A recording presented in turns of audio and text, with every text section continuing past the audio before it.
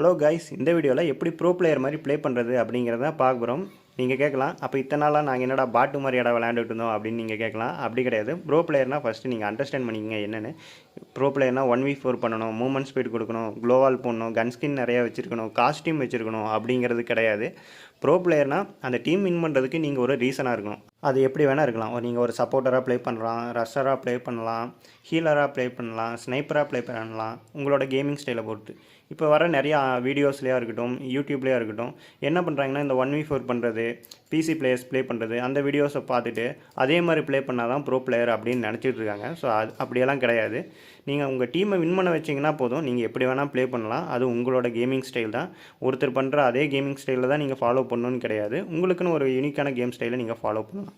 So இனி வரப்போகிற வீடியோஸில் அதை பற்றி தான் பார்க்க போகிறோம். எப்படி ப்ரோ பிளேயராக மாறுறது, உங்கள் டீமுக்கு நீங்கள் எப்படி சப்போர்ட் பண்ணுறது அப்படிங்கிறத பார்க்க போகிறோம். உங்களுக்கு இந்த கண்டென்ட் பிடிச்சிருந்துன்னா ஃபாலோ பண்ணிவிட்டு கமெண்ட் பண்ணுங்கள், கன்டினியூ பண்ணாமா வேணாமாங்கிறத. அதுக்கு முன்னாடி இனி வரப்போகிற வீடியோஸில் என்னென்ன சொல்ல போகிறோம் அப்படிங்கிறதையும் நான் ஒரு ஷார்ட்டாக சொல்லிடுறேன்.